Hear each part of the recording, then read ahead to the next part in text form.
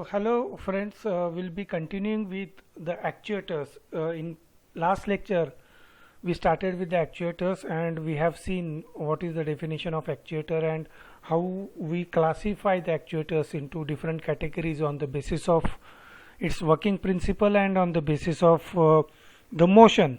So on the basis of working principle we broadly classify it into electrical and mechanical, as well as we on the basis of motion it can be classified into two categories, linear as well as rotational. So we'll be continuing with in today's lecture we'll be continuing with the basic principles of actuators. So how actually the operation occurs, or how actually the electrical actuators works. So we'll be taking some basic examples of that one so that you can understand the principle of that one. So this is what the aim of this lecture or objective of this lecture. So we are going to see the first actuator as an electrical actuator. So electrical actuators, as we know that the electrical actuators where we convert this electrical signal into your mechanical signals into on and off of the circuitry. So basically electrical actuators are again broadly classified depending on the principle electromechanical, electromagnetic, but here in this case we are going to consider the electronic devices as a part of electrical actuators, or some electrical devices as a part of these electrical actuators. So our focus will be on such kind of components or such kind of devices which are not considered under the category of electromechanical or electromagnetic. So we will be considering such kind of actuators over here. So the electrical switches are the choice of the actuators which mostly make the circuits on and off type of control action will be there. So we have seen the example of that one. So switching devices such as diodes, transistors, triacs, MOSFETs, relays, which accepts the low energy command from the controller, and it will either switch on or off the electrical devices such as motors, valves, or heating elements. So such switching devices we can consider it as a electrical actuators. So the MOSFET switch when we apply the input to the gate terminal, the MOSFET will turn on, and that will give the power supply to the actuator and the load or to the next circuitry. So this is what we are considering. So we know that instead of MOSFET I will take the example of the transistor or a diode or a simple switch itself. Now let us consider that this is a switch, okay, and here it is your load is connected, and this power supply V will be applied to this load only when this switch will be on. Now this switch will be, that may be your diode, that may be your transistor, or that may be your MOSFET. Now depending on what kind of component you are using or what kind of device you are using, the circuit connections will change accordingly. So whatever may be the power is there, that power will be delivered only when this switch will be on. So this is what we are expecting, or when this switch will be on, there might be a different circuit in between this load and there. The connection or the signal over here that may be given to this one when this switch will be on. That means this circuit, the previous circuit, will get connected to the next circuit when the switch will be on, and that will provide the signal. So this is what we are expecting. So the electrical actuator, the MOSFET is the best example because it operates at a higher frequencies, and most of the switching MOSFETs instead of using the BJT type of transistors, the MOSFETs are preferred in switching applications. Excuse me. So when the switches are used, the designer it must take into consideration that the switch bounce problem should be eliminated. So bouncing effect is there.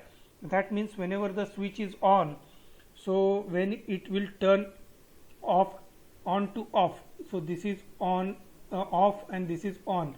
So this smooth transition is not there. So instead of that, there is a transition of on and off and on and off, and then it will reach to the its standard position. So this effect is called as a bouncing effect, and we need to avoid this faulty bouncing with the help of hardware or a software. So there are many circuits available to avoid such kind of bounce effect.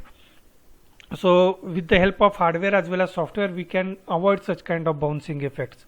Now here it is the circuit in which you can see that the controller will give you the the signal which will be given to the gate, and when there will be a high signal to this one, so this will turn on this transistor, and the power supply will be provided to the load. So this will be a simply switch.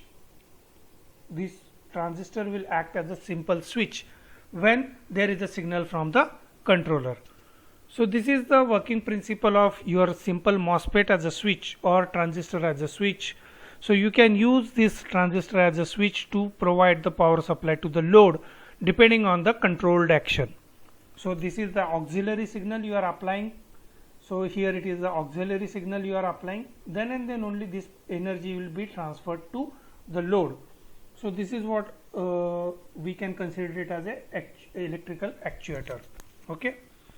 So what are the features of these electrical actuators? So these are the electronic types of devices.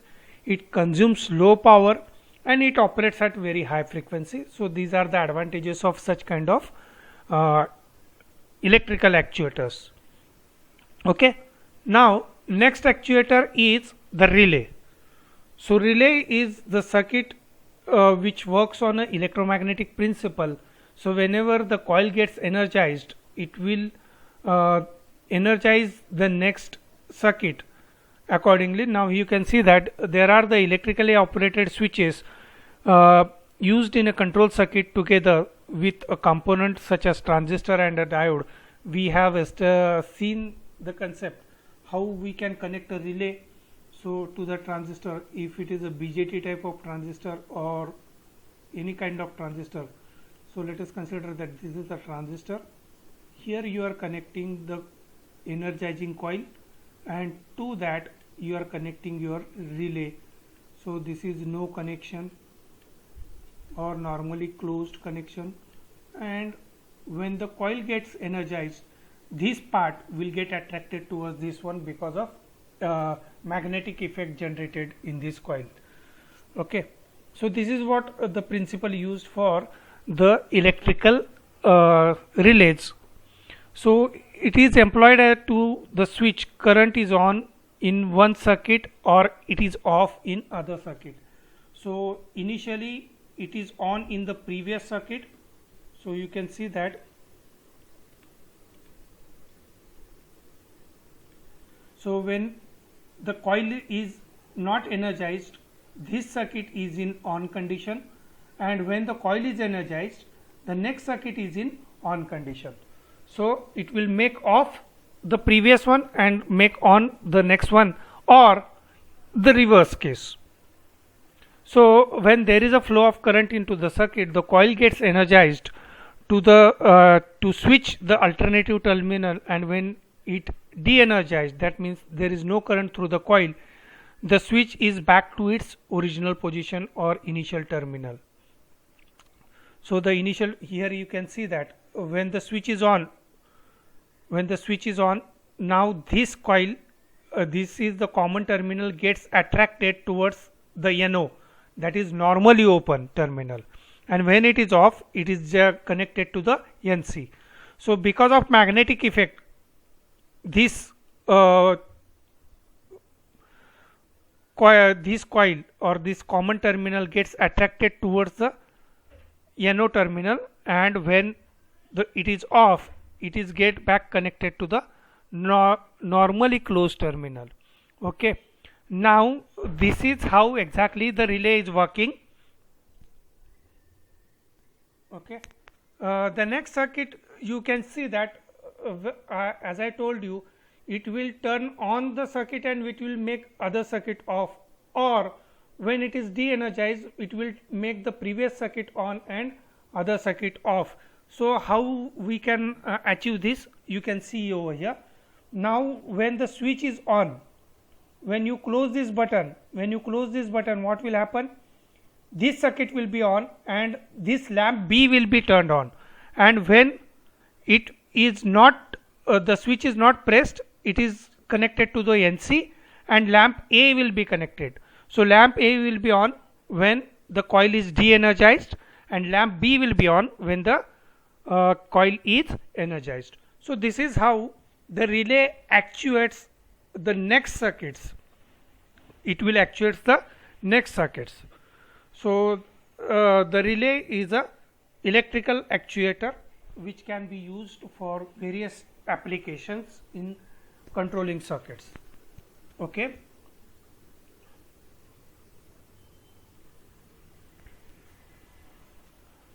Now next is the electromechanical actuator. Electromechanical, that means the energy, electrical energy is converted into mechanical energy. So in previous case electrical to electrical, now here it is electrical to mechanical energy. Okay. Now this mechanical energy, generally all the motors that we consider, that I will consider in the electromechanical, because we are converting the electrical signal into the rotational energy. So we will consider the motors as a part of this energy or actuator. So motors are the actuators, so that will convert the electrical energy into mechanical motion. So mechanical motion is the rotational motion. So motor is the principal means of converting the electrical energy into mechanical energy in many industrial applications. So you need to turn on the motor or you need to turn off the motor depending on the previous relay. Now if I consider the relay which is turned on and off the motor, so can I use it for level controlling? So yes, I can use it for level controlling. So whatever may be the pump or the motor you are using for lifting up the water, that motor you can turn it on or off depending on the level of your upper overhead tank. So this is how you are using the actuator. So motor is your actuator, and to control it we can use the relay type of switches also. So in many industrial applications, so I have told you the one household application, so such kind of applications are also used in many chemical industries or process industries where you need to measure the tank level. So the motors can be again classified on the basis of their principles or on the basis of their working operations. So we can simply say that the motors are classified into DC motors, AC motors and stepper motors. You might have studied these kind of motors in your basic electrical subject. So please refer to those subjects. So DC motors, it works on a DC principle. So most of the toys are using such kind of DC motors. AC motors are generally used for the low application or the low power applications. Stepper motors are generally used in your digitally controlled applications. So your printers or your robots type of application they are using, where you need a precise control. In such applications you are using the stepper motors.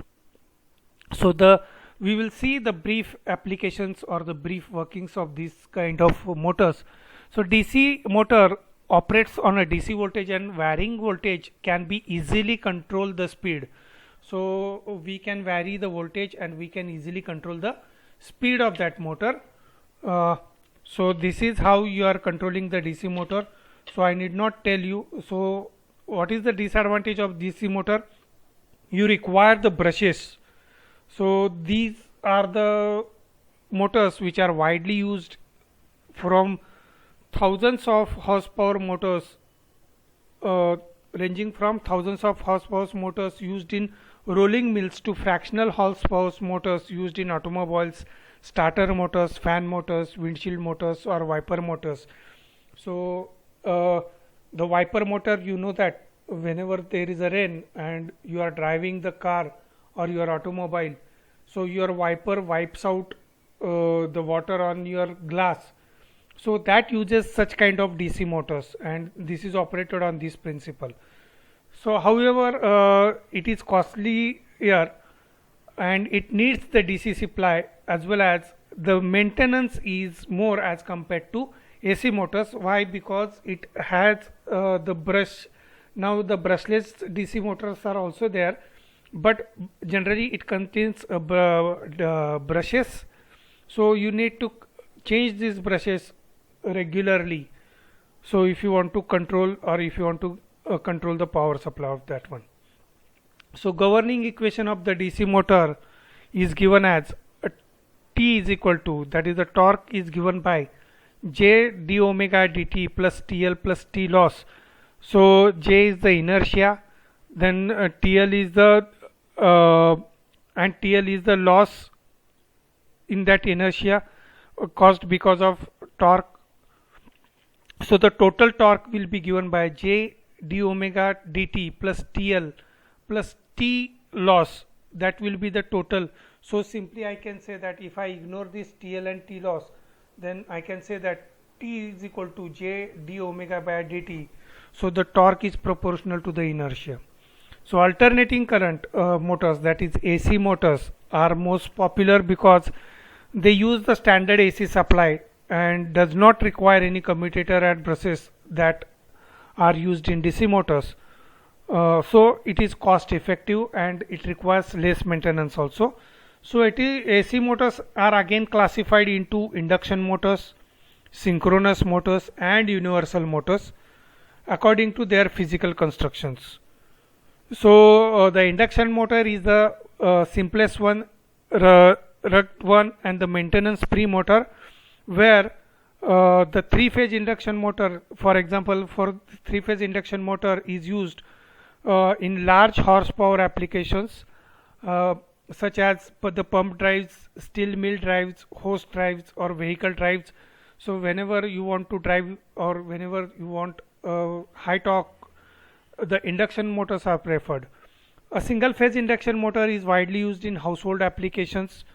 So these induction motors are generally used for lifting up your motor water, so or to drive your small machines also. You can use such kind of single phase machines. So here it is the example of direct current. So here you can see that these are the brushes through which you are providing the supply, and that as soon as you provide the supply to the coil, the permanent magnet is there, and because of permanent magnet the coil gets deflected and you will get the rotation. So this is what the principle used in DC motor. Now in AC motor what happens?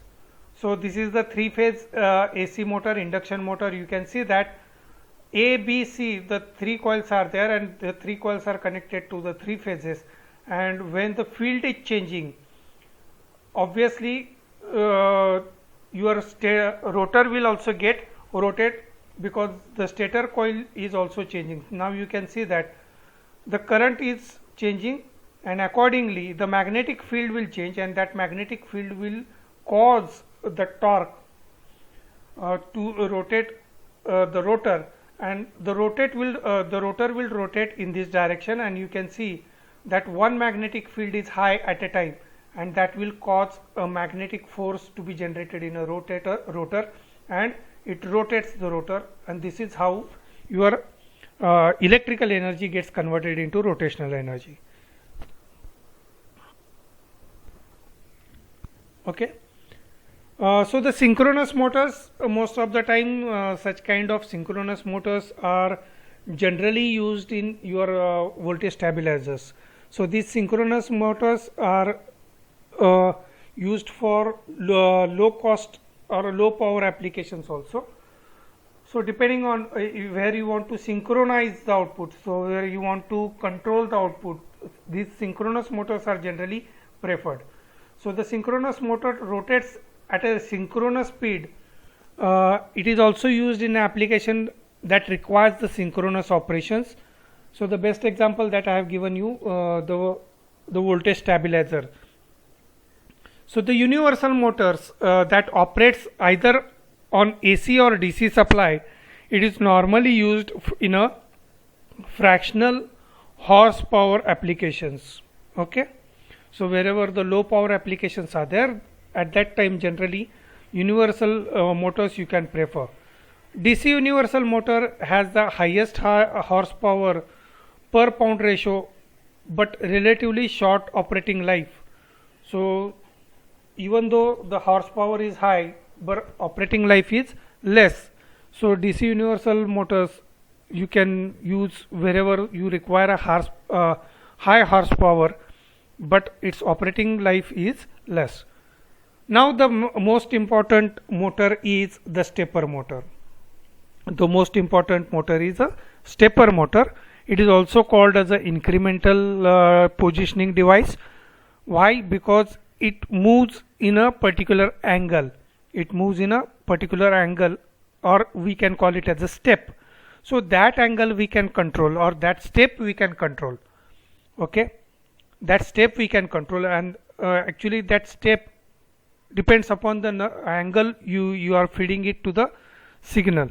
How many number of coils are there, depending on that you can decide how small step you can achieve with a that stepper motor.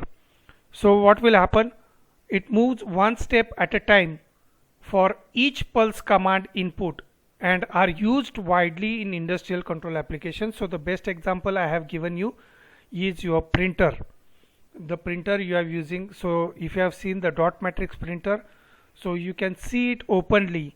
So one printer is fed to your roller feeder, so that will move your paper ahead, and the second is connected to the your header that moves in a horizontal direction, and one moves in a rotational one. So rotational one will feed the paper and horizontal will move the head of the printer in one direction. So this is what the technique used in stepper motor.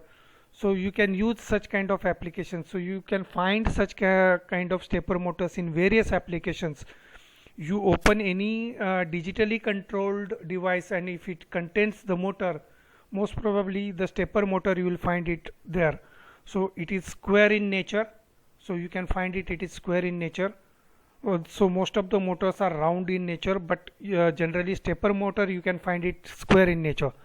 So if it is in square in nature, you can easily find out this is a stepper motor, and even if you move it, you cannot move it as the other motor's shaft. If you move it, it can move it very easily, but for this stepper motor, if you try to move it, it is very difficult to move the stepper motor rotor.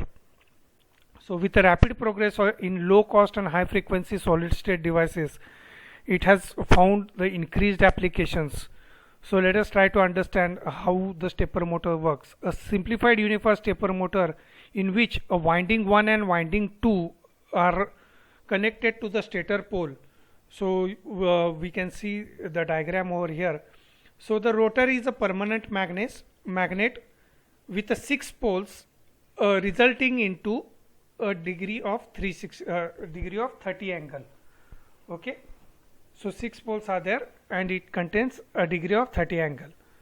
So with an appropriate excitation of winding 1, the top state pole becomes a north pole and the bottom stator pole becomes a south pole, and this will try to move the stator, which is a permanent magnet. So that will move the stator, because we know that there is a attraction between the two opposite poles and there is a repulsion in the two like poles. So the same principle is used here. So the north pole and south pole will be formed on the stator, and the rotor will adjust its north and south pole accordingly, and it will try to come to the rest position after moving into certain direction. So depending on in which field you are moving the your magnetic field in the stator. So here it is, you can see that this is N pole is there. So let me change the color. So this is N, this is so when there is a current in this coil, so this will become N pole and this will become S pole. So I will say, let us say this is 1 dash. So this is 1 dash. So 1 will become N and 1 dash will become S. So it contains 6 poles. So this is a rotor. So this is a rotor. So which contains 6 poles. So this S will get adjusted to this one.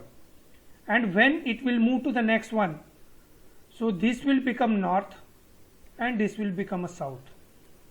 So this will become right. Okay. So this magnetic field will move, and accordingly the rotor will move a stepwise. The rotor will move a stepwise. So we will try to understand it with the help of one of the animated diagram, so you can understand the working of that one. So it attracts the rotor into the position as shown. So if the winding 1 is de-energized and winding 2 is energized, so the rotor will move into angle of 30 degrees. Why it is in 30 degrees? So this angle you can consider it is a 30 degrees. So this angle is 30 degrees. So this will move into 30 degrees, or this will move into 30 degrees. So if it becomes a north pole, then this S pole will get attracted towards this one and it will move in 30 degrees accordingly. So if the appropriate choice of the current flow through the winding 2, the rotor can be rotated either clockwise or anti-clockwise. So depending on how you are passing the current through the stator winding, so depending on that you can decide whether you want to move the stepper motor clockwise or anti-clockwise. So I think you might have used such kind of applications when you have interfaced the stepper motor to your microcontroller devices. So that will be the best example where you can control it, its angle, its step size also, as well as its speed also in clockwise or anti-clockwise direction. So that is the best example I can tell you. So by exciting the two windings in a sequence, the stepper motor, the motor is made to rotate in a desired speed continuously. So here it is the best example. You can see that now the coil is changing. Now you can see that it gets attracted. The red and blue are attracted. So these are the opposite poles and these are gets attracted towards each other. So this is how a stepper motor works. This is how a stepper motor works. Okay. So here it is another example. Now you can see that the coil is changing and your action is also changed. So you can control the action. Now there is a step. You can see that 1, now 2 is energized, now 3 is energized, now 4 is energized. So step is changing. 1, 2, 3, 4. Now you can see that the angle is also changing. So depending on the application, so these stepper motors you can control it for your application purpose. So here it is how a stepper motor will convert. So as I told you, the generally stepper motor is in the square format, and when the stepper motor is moving, so you can convert the rotational motion into a linear motion with the help of such kind of composition or such kind of connectivity, mechanical connectivity. So with the help of certain system, gear system, you can convert the rotational motion into linear motion. So this is how a stepper motor can be used in various applications, and the principle of the stepper motor is shown over here. I hope you have understood the concept of electromechanical actuators. So in this lecture we will stop here. I think you have understood the basic concepts related to the electrical actuators. So most of the switching devices, electronic devices that we have considered as a part of electrical actuators, so it will convert the electrical energy into electrical energy. Then the switches or the relays, so making switch on and off, so relay is the part of that one. So we have seen the principle of that one, and we have seen one circuit also, how it will actuate the next circuit. And then we came to the next part is electromechanical. In that we have seen the motors, and we focused on the DC motor, AC motor principles. Then we have seen the universal motor also, synchronous motor also, and our focus was on stepper motor, and we have seen the principle of stepper motor also. I hope you have understood the concept.